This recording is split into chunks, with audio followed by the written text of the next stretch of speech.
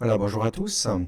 Le but de cette petite vidéo est de vous expliquer comment bien remplir le jour du concours Kangourou cette feuille réponse là que nous avons sous le nez, qui vous sera distribuée en même temps que le sujet.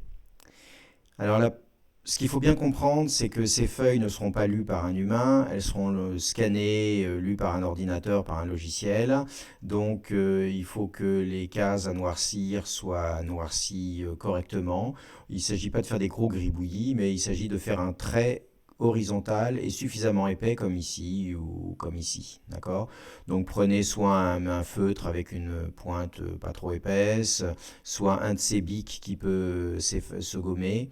Euh, voilà, quelque chose qui soit propre et un peu épais. Il faut que ce soit noir, éventuellement bleu, mais en tout cas le crayon papier, à mon avis, ne passe pas. Voilà. La deuxième chose qu'il faut que vous ayez bien en tête, c'est que le jour de l'épreuve, les personnes qui surveilleront n'auront absolument pas le temps de vous expliquer comment remplir ce papier.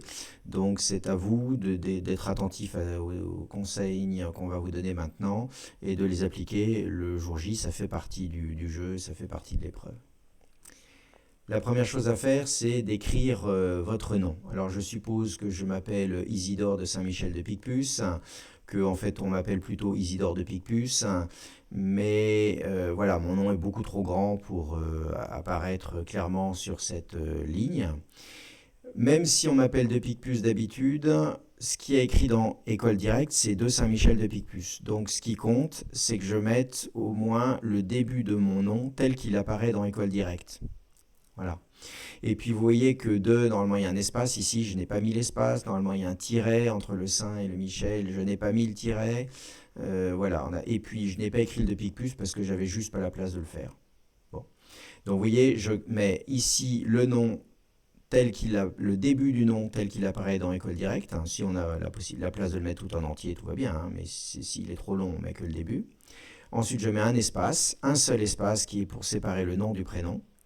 Et puis ensuite, je mets le début de mon prénom. Je m'appelle Isidore, ça tient pas en entier, c'est pas très très grave, on a de quoi reconnaître.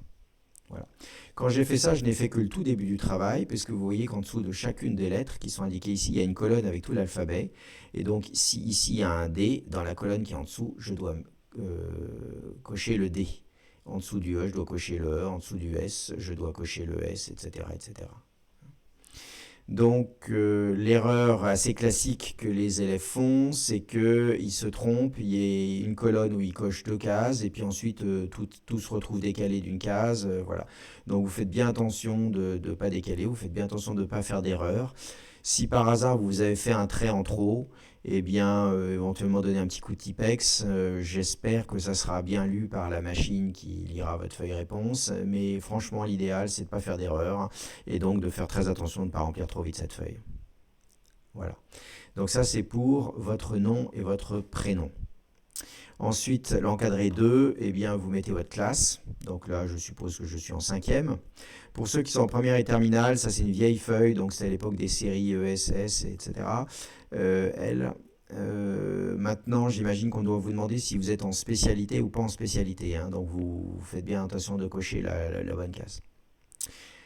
Ensuite, il y a ici le code Kangourou de l'établissement à écrire. Alors, c'est pas la peine de l'apprendre par cœur, on vous le donnera le jour de l'épreuve, mais retenez bien que c'est ici qu'il faudra l'écrire. Bon, là, il y a un cadre facultatif, donc ne perdez pas votre temps à le remplir. Enfin, si vous avez le temps, faites-le, mais bon, sinon, voilà. Et puis ici, c'est là que vous allez mettre les réponses. Donc, question 1, j'ai coché A, question 2, j'ai coché B, question 3, j'ai aussi coché B, etc., etc. Donc là, on a 12 questions, on a les questions de 13 à 24, et puis ça, c'est les questions uniquement pour départager les ex-aequo. J'attire votre attention sur le fait que aucun élève n'a jamais tout bon, ni ne finit le kangourou. Vous voyez, là, il y a plusieurs questions que j'ai pas su traiter, c'est normal, hein. Ça ne veut pas dire qu'on n'est pas bon si on n'y arrive pas, c'est normal, c'est pas fait pour être fini. Même les meilleurs nationaux ne réussissent en général pas tout.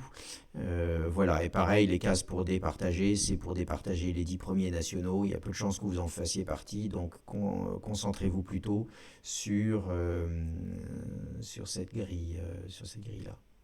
Voilà, donc n'oubliez pas de bien remplir, nom tout collé, sans tiret, sans espace, le début du nom tel qu'il apparaît dans École Directe, un espace et le début de votre prénom.